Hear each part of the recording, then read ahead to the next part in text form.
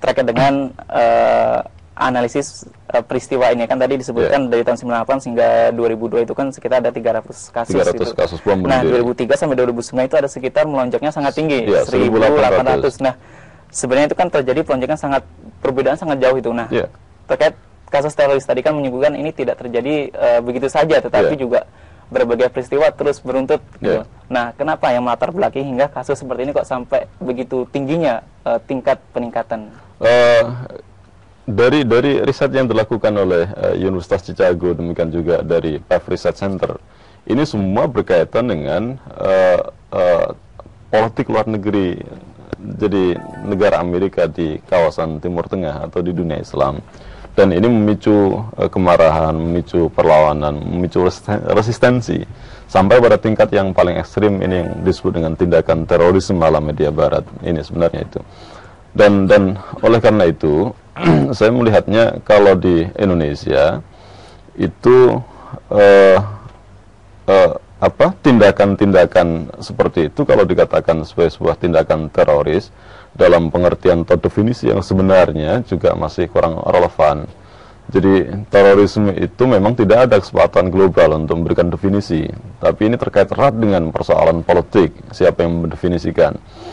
Tapi kalau kita mau tarik garis besar tentang persoalan terorisme ini adalah sebagai sebuah langkah simbolis untuk melakukan satu tindakan yang bisa mempengaruhi kebijakan politik dan dia bisa menguasainya. Jadi, dan ini tindakan terorisme yang dilakukan secara terorganisir dan sebagainya. Lah hari ini kan tidak seperti itu. Jadi lebih tepat disebut sebagai sebuah tindakan teror, bukan sebagai sebuah tindakan terorisme itu. Dan bahkan kemudian tindakan teror ini juga akibat dari pola-pola treatment atau penanganan yang tidak tepat. Contoh misalkan begini, saya contohkan dari investigasi yang saya lakukan. Ketika orang-orang yang baru disangka teroris, orang-orang yang disangka atau diduga teroris, kemudian dia ditangkap, kemudian mendapatkan perlakuan yang tidak manusiawi, atau bahkan kemudian sampai terbunuhnya dia, tewasnya dia. Dan dalam evaluasi Komnas HAM akhir 2010, itu sebagai sebuah tindakan extrajudicial killing, pembunuhan di luar prosedur pengadilan. Ini tentu melahirkan dendam, melahirkan pandangan yang sangat resisten sekali pada aparat. Dan di kemudian hari kita bisa melihat letupan-letupan kekerasan itu sebenarnya bukan karena persoalan motif politik, misalkan melakukan agitasi teror, jadi menciptakan keresahan, kemudian untuk menciptakan perubahan, jadi dan menguasai kekuasaan. Jadi tidak seperti itu.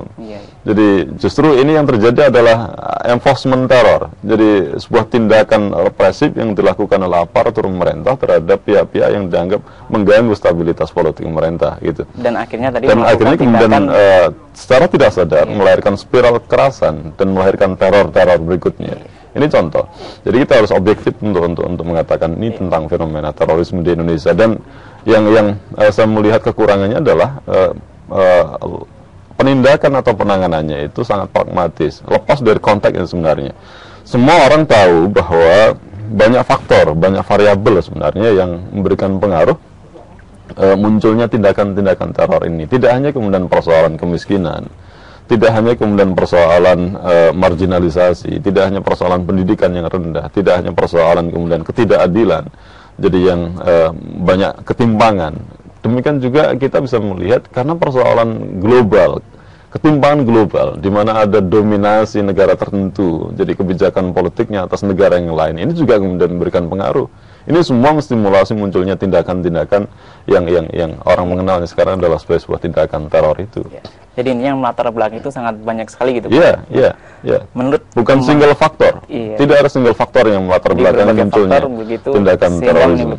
Nah, menurut pengamatan Pak Haris nih di lapangan terkait dengan beberapa kasus yang beberapa pekan ini.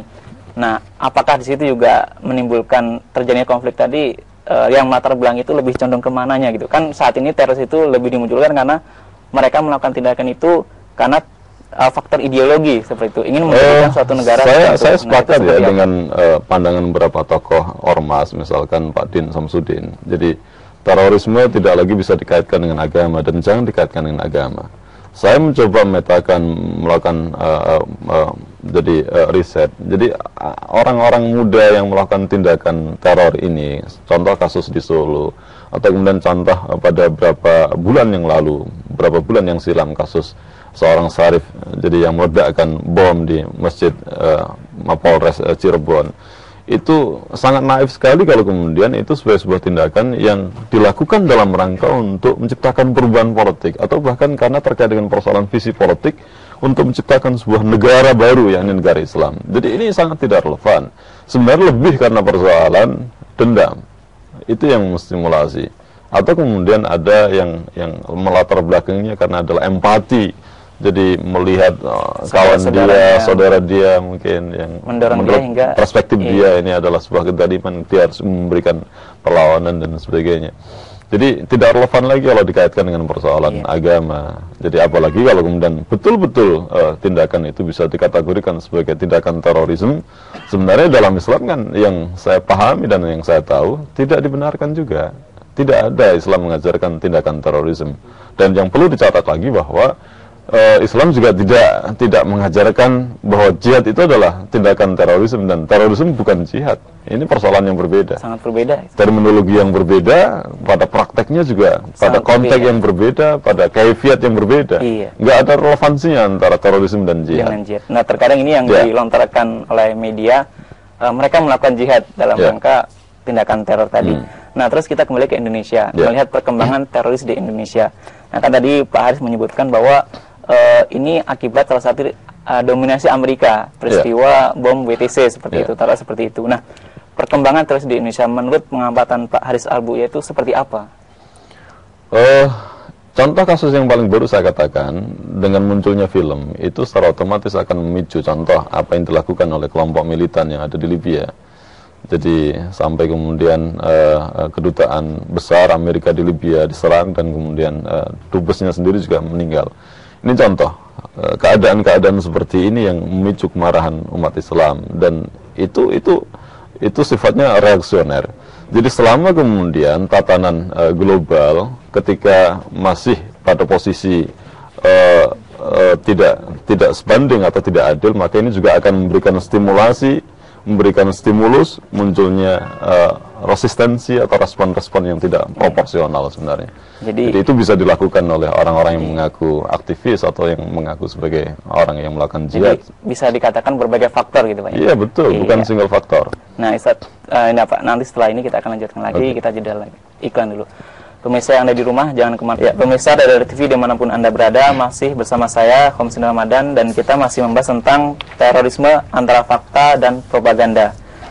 Dan di sini sudah hadir dua pembicara juga dari pihak kepolisian. Bapak yang pertama AKBP Bapak Suprapto Esa. Selamat sore Pak. Selamat sore. Beliau adalah Kasubag NIT 1 Direktorat Kriminal Umum Polda Lampung. Dan yang kedua Bapak Kompol Adi Sastri SHMH. Selamat sore Pak. Beliau adalah Kanit 1 Direktorat Kriminal Umum Polda Lampung. Nah, kita lanjutkan lagi perbincangan kita tadi terkait dengan masalah dari segi pengamat. Dikatakan bahwa teroris itu saat ini belum ada definisi secara dealnya seperti apa. Nah, tadi dari segi pengamat sudah memberikan gambaran secara umum. Nah, sekarang kita ke pihak kepolisian. Nah, terkait dengan terorisme itu seperti apa. Nah, dari yang pertama dari Bapak Suprapto dulu. Terkait dengan teroris itu sendiri, menurut pengamat Bapak Suprapto itu ya, seperti apa? Yang saat ini kan beberapa pekan mencuat kembali ke permukaan. Nah, sepemahaman Bapak Suprapto terkait dengan isu teroris seperti apa?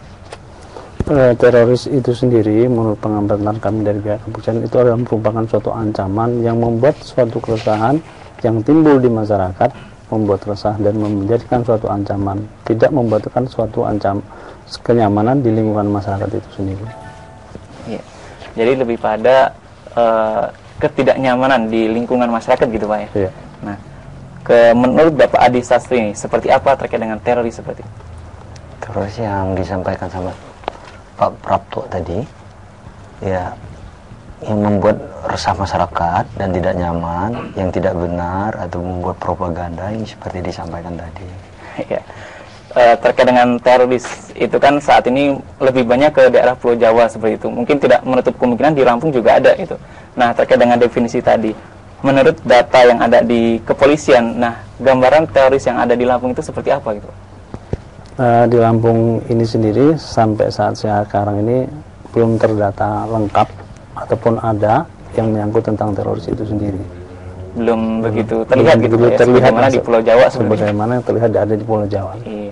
Tapi tidak menutup kemungkinan kita ya tidak itu ada gitu. Tidak menutup kemungkinan juga di daerah-daerah kita juga ada. Iya. Nah, tapi belum terlihat secara nyata, secara fakta seperti apa yang terjadi di Pulau Jawa saat ini. Jadi belum begitu terlihat. Jadi terus bagaimana tindakan dari pihak kepolisian untuk mengantisipasi terkait dengan isu teroris seperti ini, Pak? Kita cara mengantisipasi, kita turunkan pihak-pihak penyuluh yang ada dari Babin Kaptimas itu sendiri, turun ke lapangan, memberikan penyuluhan kepada masyarakat. Jika terlihat atau terindikasi masyarakat yang mencurigakan dengan adanya gerakan-gerakan yang tidak baik, menjurus akan kepada kriminal, dia diberikan untuk menyampaikan hal-hal itu laporan kepada pihak yang berwajib. Iya. Jadi lebih ke pengamanan dini gitu, Pak ya. Siap. Iya. Nah, terkait dengan masih berbicara tentang teroris tadi, kan tidak menutup kemungkinan jaringan-jaringan teroris sebagaimana yang ada di Pulau Jawa dan di Padang dan di beberapa yang lain. Kasus yang terakhir kemarin kan perampokan, itu kan salah satu yang ditangkap juga di Lampung seperti itu, Pak. Yeah. Nah, terkait dengan perkembangan teroris seperti itu. Nah, hal apa itu yang mungkin sudah bisa dipetakan seperti itu, Pak? Apakah itu sudah dipetakan atau memang kita hanya sebatas memonitor saja seperti itu? Sampai saat ini kita memonitor, juga kita mempelajari peristiwa-peristiwa yang timbul itu tadi. Oke. Jadi lebih kepada tindakan dini gitu, Pak? Tindakan dini. Iya. Nah, kita kembali ke segi pengamat nih. Kita menarik isu teroris ini ke global. Kan tadi di Lampung belum begitu terdetek gitu, Pak ya? Yeah. Nah, kalau di nasional itu sendiri seperti apa, Pak Haris? Di mana? Di nasional. Oh, di nasional. Iya.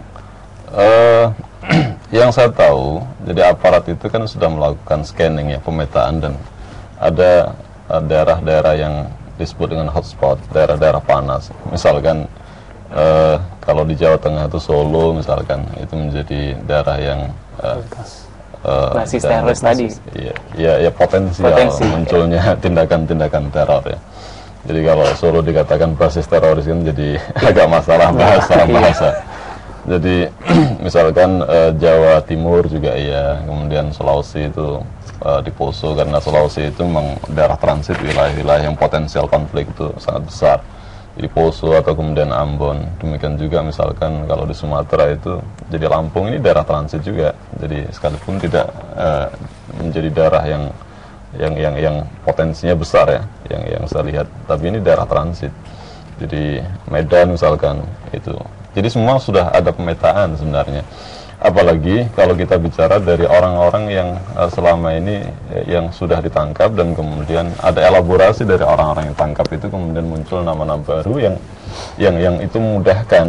Jadi koordinat mereka itu di mana gitu. Jadi sebagian besar itu sudah terpetakan. Contoh misalkan yang ada di tahanan sekarang ini lebih dari 670 orang, dan dari sana itu bisa dielaborasi tentang kawan-kawan mereka, dan itu memudahkan aparat untuk memetakan. Dan sebenarnya orang-orang yang melakukan hari ini itu juga tidak akan jauh dari orang-orang yang selama ini juga sudah ditangani sebenarnya. Jadi kalau ada orang baru atau muncul kelompok baru itu kecil. Jadi atau ini yang dalam istilah para pengamat itu serigala kesepian. Ada memang orang-orang yang nggak ada kaitannya dengan jaringan manapun, tapi lebih karena sikap empati pribadi terhadap orang-orang yang menurut persepsi dia didalimi, lalu kemudian empati yang dia lakukan dalam bentuk tindakan teror. Contoh kasus yang di Kalimalang, di Bekasi itu. Jadi seorang pemuda dengan membuat bahan yang bisa meledak dari potasium dan sebagainya, kemudian dituntun dengan sepeda, dan itu hendak diledakkan dengan sasaran seorang aparat kepolisian, dan tapi itu meledak sebelum nyasar ke target begitu. Lah kemudian diteliti ya ternyata nggak ada kaitannya dengan jaringan manapun. Jadi ini contoh bagaimana situasi yang agak rumit dalam tanda kutip juga bisa menstimulasi orang-orang tertentu itu kemudian terinspirasi untuk melakukan tindakan teror tadi. Terinspirasi. Jadi si Pepi Fernando itu bikin bom serpong itu sebenarnya motifnya ekonomi, bukan karena persoalan yang lain. Iya. Ingin dia bikin satu accident, kemudian dia akan shoot, kemudian dia akan publish, dia akan jual ke media. Jadi, tapi tidak ada kaitannya dengan jaringan-jaringan yang sudah ada yang terpetakan itu. Jadi memang ada metamorfosa. Jadi demikian juga terkait dengan persoalan visi. Kalau visi awalnya misalkan katakanlah jadi bikin keresahan, bikin teror di masyarakat untuk mempengaruhi kebijakan politik, merubah kebijakan politik dan menguasainya misalkan. Jadi itu tujuan yang atau visi yang luar biasa. Pada akhirnya kan saya katakan tadi ada metamorfosa, larinya akhirnya ke dendam. Bukan lagi ada persoalan visi politik. Ya, ada telepon masuk dari Ibu Rini. Ya, silakan Ibu Rini. Assalamualaikum, selamat sore. Waalaikumsalam. Ya, selamat sore Pak. Iya, silakan Bu, pertanyaannya. Gini Pak, gimana sih Pak pendapat Bapak terkait sertifikasi ulama itu sendiri? Apakah sertifikasi itu memang sangat perlu gitu Pak? Kalau saya sih terus terang sertifikasi ulama itu tidak perlu karena meragukan ilmu agama seperti itu. Karena ulama itu kan hanya perlu pengakuan dari masyarakat saja sudah cukup gitu kan Pak. Kemudian pertanyaan kedua dari saya itu mengenai film Inocency of Muslim. Nah, pendapat Bapak seperti apa nih Pak kepolisian atas beredarnya film Inocency of Muslim itu? Menurut saya justru film itu malah memicu aksi kekerasan seperti itu Pak. Mohon untuk kejelasannya Pak. Iya. Iya, sudah Ibu. Iya. Iya, ada telepon lagi dari Bapak Bambang dari Bandar Lampung, silakan. Ya, Assalamualaikum warahmatullahi wabarakatuh. Waalaikumsalam. Silakan Pak pertanyaannya. Pertama saya ingin mengomentari perwakilan dari Polda tadi. Masalah definisi terorisme kalau diartikan bisa menyebabkan ketidaknyamanan bagi warga, maka di Lampung Utara ini banyak teroris Pak.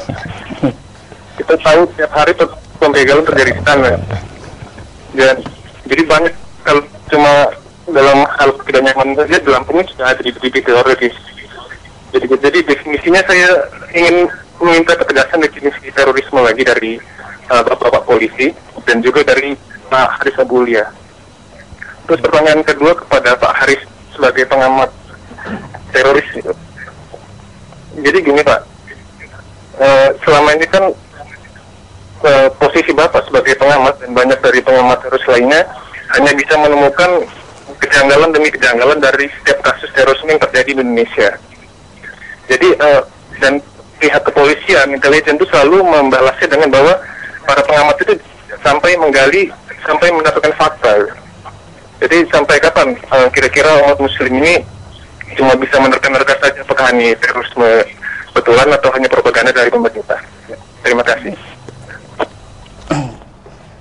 Ya, tadi sudah ada dua pertanyaan dari Bu Rini dan dari Bapak Bambang. Kita jawab dulu dari yang pertama tadi terkait dengan sertifikasi ulama. Seperti itu. Saat ini kan tengah gencar juga terkait dengan sertifikasi ulama seperti itu yang awalnya dulu pernah dilontarkan oleh BNPB seperti itu, cuman ditarik kembali. Tapi isu ini juga semakin berkembang di tengah-tengah masyarakat. Nah, apakah ini perlu atau tidak? Mungkin ke Pak Haris Abulia dulu, silakan. Iya, yang saya tahu itu adalah satu wacana yang sempat dimunculkan Pak Profesor Irfan Idris ya, salah satu direktur deradikalisasi Badan Nasional Penanggulangan Terorisme.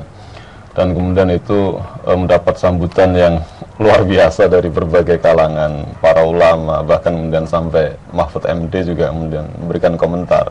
Ini satu ide yang dianggap tidak baik dan konyol begitu. Pada akhirnya Pak Ansat Mbe, Ketua BNPT, menarik bahwa ini baru wacana saja. Cuman yang penting ingin saya sampaikan bahwa yang saya tahu dari materi-materi selama ini yang disampaikan BNPT dalam berbagai event mengumpulkan para ulama, para kiai, berangkat dari paradigma bahwa jadi terorisme itu akan selalu ada, selalu tumbuh dan subur ketika ada radikalisme agama. Artinya membuat sebuah kesimpulan bahwa faktor yang paling dominan yang memunculkan terorisme adalah radikalisme agama. Oleh karena itu perlu upaya apa yang disebut dengan deradikalisasi. Nah, salah satu poin deradikalisasi itu diantaranya adalah jadi langkah sertifikasi ulama.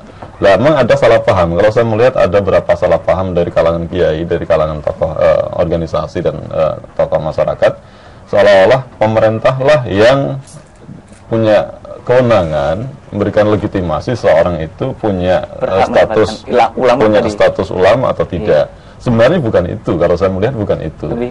Jadi lebih pada persoalan mindset yang diinginkan, jadi dalam proyek deradikalisasi itu tokoh-tokoh ulamanya atau para kiainya, para asatidnya itu punya mindset, cara pandang sebagaimana yang diinginkan oleh PNPT gitu. Dan ini yang akan dilakukan. Maka jadi karena tadi konteksnya adalah deradikalisasi. Lah gimana kemudian jadi mengembangkan pemahaman-pemahaman yang dianggap toleran, pemahaman-pemahaman yang dianggap moderat, pemahaman-pemahaman yang dianggap pluralisme. Ini konten-konten yang akan dikomunikasikan khususnya adalah pada tokoh masyarakat dan para ulamanya. Lah mereka ini perlu jadi sertifikasi seperti ini gitu. Sekalipun pada akhirnya ini akan melahirkan resistensi masyarakat. Kenapa demikian?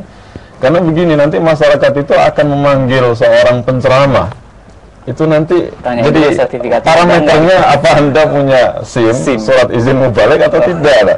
Dan ini kan sama saja nanti seperti pandangan banyak kalangan, ini sama aja melecehkan karena gelar atau kemudian status ulama dan tidak itu bukan kemudian pemberian dari satu institusi pemerintah, tapi ini adalah penghargaan dari masyarakat. Jadi oleh karena itu tentang wacana sertifikasi itu kontraproduktif. Intinya tidak menerima itu. Jadi masyarakat malah resah dengan wacana seperti ini, dan representasinya para tokohnya sudah menolak. Dan ini kemudian ditarik lagi oleh Pak Ansan Bay itu. Nah itu tadi dari segi pengamatan. Sekarang dari pihak kepolisian nih, terkait dengan sertifikasi, mungkin ke Pak Adi Sastri nih, bagaimana menanggapi tentang sertifikasi ulama seperti ini? Kalau kita lihat dari sudut pandang sertifikasi, ya agama Pak ya, yang mana kalau kita yang benar yang kata Pak ini tadi, pengamat tadi, dia minta status. Tapi kalau yang sudah diakui memang dia sudah ini dia sendiri kan Pak. Jadi sertifikasi ulama itu apakah setuju atau seperti apa? Perlu atau tidak seperti itu? Kalau saya tidak, kalau tidak perlu, saya tidak perlu. Ya. Orang sudah tahu dia. Intinya sudah dapat. Nah sekarang ke Pak Suprapto nih, seperti apa pandangan terkait dengan sertifikasi ulama? Perlukah atau seperti apa? Menurut pandangan kami, sertifikasi karena sekarang masih bertentangan dengan masyarakat. Ini kan baru wacana, baru wacana. Apakah itu diterima atau tidak oleh masyarakat, kita kan juga belum tahu. Tentunya ada pertimbangan lebih jauh untuk di kemudian hari. Tapi rasanya sampai sekarang belum perlu diterbitkan. Jadi belum perlu gitu Pak ya? Belum perlu. Ya, bukan mengatakan tidak perlu, tapi belum perlu. Iya. Kita jeda dulu, nanti ini akan kita lanjutkan lagi beberapa pertanyaan tadi yang belum kita jawab. Nah pemirsa jangan kemana-mana, karena setelah ini kita akan lanjutkan lagi perbincangan kita. Terima kasih Anda masih bersama kami dalam acara Halo Lampung. Kita masih membahas topik terorisme antara fakta dan propaganda. Nah kita kembali lagi ke pertanyaan tadi dari Ibu Rini terkait dengan film Innocence of Muslim. Nah kita ke segi pengamat dulu nih, dari segi film ini seperti apa gambarannya? Silakan Pak. Film ini dibuat oleh warga negara Amerika dari keturunan Yahudi yang namanya Sam Basil ya. Dan film ini sebenarnya udah lama, cuman nggak tahu kenapa momentum keluarnya film ini dan didubbing film ini keluar pada saat-saat yang sebenarnya dunia Islam khususnya wilayah Timur Tengah juga masih resah dalam kondisi konflik, dan ini menambah rusuh lagi. Dan maklum kalau saya melihat marah itu wajar karena memang Rasulullah Muhammad SAW itu bagi orang Muslim itu melebihi orang tua seorang. Jadi dia sangat dihormati, sangat dicintai, melebihi kecintaan seorang pada orang tuanya. Jadi dan ada 3 perkara poin kalau orang itu menghina Rasul itu sama saja menghina Allah, karena Rasul itu utusan Allah. Kalau orang menghina Islam itu sama dengan menghina Rasulullah, karena Rasulullah hadir untuk membawa Islam. Jadi wajar kalau kemudian mereka marah. Lah cuman Islam kan juga mengajarkan bagaimana merespon secara proporsional. Kalau saya melihat ini penting peran pemerintah terkait dengan politik luar negeri. Contoh di Indonesia, kalau pemerintah Indonesia tegas, itu dengan sendirinya akan bisa mereduksi jadi kegelisahan masyarakat Muslim yang ada di sini. Jadi di mana-mana begitulah. Kalau di Timur Tengah kita melihat antara sikap penguasa dengan masyarakatnya berbeda. Masyarakat di satu sisi, penguasanya satu sisi. Akhirnya kemudian ini menjadi kemarahan tidak terkendali, dan kemudian mereka melakukan tindakan lost control begitu. Sehingga menimbulkan kesan tadi. Justru kemudian melahirkan citra yang negatif pada umat Islam begitu. Jadi intinya adalah harus ada kontrol gitu, Pak. Jadi tidak, ini harus ada respon dari penguasa, dia representasi dari, contoh Indonesia, penghuni kaum muslimin paling besar di sini. Jadi penguasanya harus bisa merepresentasikan perasaan dari mayoritas yang ada di sini untuk menyampaikan sikap yang tegas. Secara politik sebenarnya dengan sendirinya bisa mereduksi, meminimalisir tindakan-tindakan yang lost control gitu loh. Kalau sikapnya tegas itu, misalkan mengecam, mengutuk dan sebagainya gitu. Jadi mencari orang yang membuat itu gitu. Iya betul, menuntut pemerintah Amerika untuk mengadili, bukan karena atas nama kebebasan berpendapat, kebebasan berekspresi, kemudian tuntutan akidah jadi itu tidak bisa selesaikan. Nah, tadi dorong dari pengamat. Nah, sekarang dari pihak kepolisian ke Pak Suprapto nih, seperti apa terkait dengan film Innocent of Muslim ini? Kalau dari pihak kepolisian itu sendiri saat ini lebih mengutamakan tentang keamanan itu sendiri. Jadi bagaimana menciptakan suatu keamanan dengan adanya peristiwa yang seperti ini. Film ini tidak menimbulkan kerusakan-kerusakan yang dilakukan oleh warga masyarakat, walaupun sebetulnya terjadi gejolak-gejolak yang sedemikian. Tugas kepolisian untuk mengamankan hal-hal yang demikian gitu. Nah, sekarang kita ke pertanyaan Bapak Bambang tadi terkait dengan definisi teroris. Nah, tadi dari pihak kepolisian sudah memberikan definisi. Nah, tadi pertanyaan adalah kalau seperti itu definisi, di Lampung banyak sekali contoh kasus di Lampung Utara seperti itu. Nah, tanggapannya seperti apa, Pak? Silakan. Kalau seperti yang tentunya teroris ini kan tidak seperti umpamanya katakanlah orang paling ayam kita katakan teroris, ya kan? Klasifikasi ini kan yang harus yang lebih tinggi kan, termasuk ancaman suatu keselamatan terhadap negara kan, demikian kira-kira lebihnya begitu. Tapi kalau begal, pencurian itu kan tidak masuk kelasnya teroris, itu termasuk Kamtimas gitu. Masih tingkat kelasnya kan belum tingkat terorisnya gitu. Iya. Jadi belum terkategori belum terkategori teroris. Kalau itu sudah termasuk teroris, semua yang kecil nggak di teroris semua nanti. Nah, sekarang menurut pandangan Pak Adi nih seperti apa? Ya, kalau namanya teroris itu ya mengganggu keamanan negara. Kalau seandainya yang dibegal di Kota Bumi itu Kamtimas gitu. Belum masuk kategori teroris. Untuk mengantisipasi itu seperti apa? Kita sudah melakukan operasi sikat 3 ke wilayah Lampung Utara. Sedang dilakukan. Keamanan di sana kan juga kemarin terganggu seperti itu. Iya, mungkin itu Pak ya. Nah, sekarang ke pertanyaan terakhir masih dari Bapak Bambang. Mungkin ini ditujukan kepada pengamat Bapak Haris Abul ya, terkait dengan isu teroris. Kan di lapangan menemukan bukti-bukti yang selama ini sangat berbeda sekali dengan apa yang ada di media seperti itu. Nah, ini tanggapannya seperti apa? Silakan Pak. Dari teman-teman para pengamat itu ada catatan yang kritis menurut saya. Jadi media-media selama ini narasumbernya kan satu. Jadi sementara ketika mereka melakukan investigasi lapangan ada data pembanding. Dan ini yang kemudian mereka jadikan sebagai referensi untuk membuat kritikan-kritikan atau kemudian catatan-catatan kritis pada pihak aparat keamanan, khususnya adalah Densus. Jadi contoh misalkan tentang teori fakta itu bisa dibuat. Jadi ya faktanya di lapangan sangat mungkin juga bisa dibuat, bukan tidak bisa. Jadi disinilah kita harus bersikap objektif dan positif, memahami catatan para pengamat itu supaya aparat jauh lebih profesional. Jadi saya juga menjumpai bagaimana tindakan-tindakan jadi aparat Densus khususnya terhadap orang yang disangka baru disangka teroris itu juga mendapatkan perlakuan yang tidak semestinya. Misalkan kasus yang di Solo juga, misalkan salah satu keluarga yang nggak ada hubungannya sama sekali dengan orang yang disangka pelaku tindak terorisme itu kemudian dihajar babak belur. Jadi nah ini kan media mengekspos, lah ini akhirnya kan melahirkan salah paham dan faktanya memang seperti itu terjadi gitu loh. Jadi ini menunjukkan tindakan-tindakan yang kurang profesional. Sempat saya sampaikan pada Pak Ansat Mbe juga, Ketua BNPT, ini persoalan moralitas aparat di lapangan juga perlu kembali dikaji, kembali diperbaiki supaya kemudian tindakan-tindakan law enforcement, penegakan hukum itu tidak melahirkan atau menjadi tanpa sadar menjadi sebab spiral kekerasan berikutnya. Itu. Jadi harus menimbulkan keadilan seperti itu. Ya, jadi dalam Islam dilarang tindakan terorisme. Kalau memang betul dia melakukan tindakan terorisme, tindak dengan cara yang benar, dengan cara yang tepat, tapi jangan kemudian meninggalkan sisi humanismenya. Dia juga manusia. Jadi terorisme jadi extraordinary crime. Jadi dan itu membutuhkan tindakan yang ekstra juga, tapi bukan berarti boleh melakukan pelanggaran-pelanggaran yang serius terhadap HAM gitu. Iya, karena kita sudah berada di ujung waktu acara. Nah, mohon untuk memberikan statement terakhir mungkin dari Bapak Adi dulu, silakan Pak, untuk memberikan closing kesimpulan. Kesimpulannya terkait dengan topik kita, teroris antara fakta dan propaganda, silakan. Fakta dengan propaganda ya.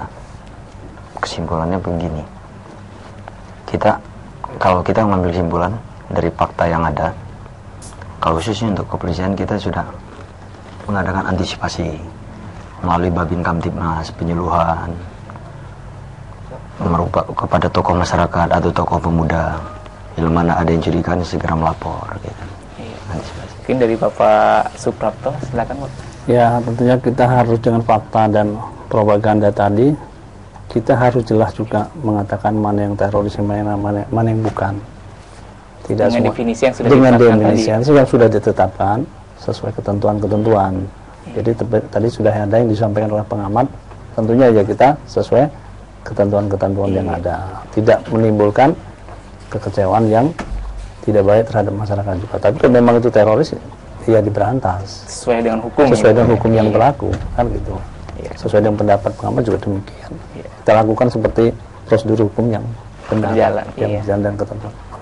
Terakhir dari pengamat Pak Haris Abulia, silakan. Ya, terorisme pada konteks hari ini tidak relevan lagi kalau dikaitkan dengan persoalan agama. Tidak relevan lagi dikaitkan dengan visi politik dari pelaku teror gitu. Misalkan ingin dirikan negara Islam dan sebagainya, nggak ketemu nalar.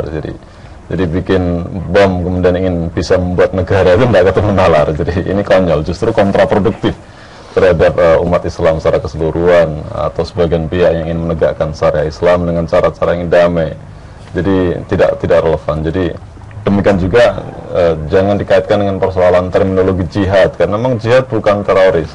Jadi jihad ini ada tata caranya, ada kaifiatnya, dalam konteks seperti apa, ada waktunya, ada tempatnya. Tidak setiap tempat bisa kemudian dijadikan sebagai lahan jihad.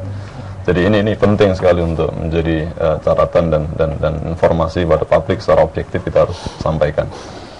Iya, itu mungkin Pak ya. Ya, pemirsa yang ada di rumah, demikianlah tadi bincang-bincang kita terkait dengan teroris antara fakta dan propaganda. Sebelumnya saya ucapkan terima kasih kepada pihak pengamat Bapak Haris Abulia yang sudah hadir di tengah-tengah kita sore hari ini, dan juga dari pihak kepolisian Bapak AKBP Suprapto SH, terima kasih Pak, dan juga Bapak Kompol Adi Sastri SH Mas, terima kasih Pak. Dan pemirsa yang di rumah juga saya ucapkan terima kasih yang sudah mengikuti acara ini dari awal hingga akhir, dan juga yang sudah berpartisipasi. Semoga acara ini dapat memberikan wawasan dan pemahaman yang sesuai dengan faktanya, apa itu teroris dan bagaimana sesungguhnya teroris itu. Mungkin dari ini saya sebagai host mohon maaf, dan kepada Allah saya mohon ampun. Saya akhiri, wabillahi taufiq wal hidayah. Assalamualaikum warahmatullahi wabarakatuh.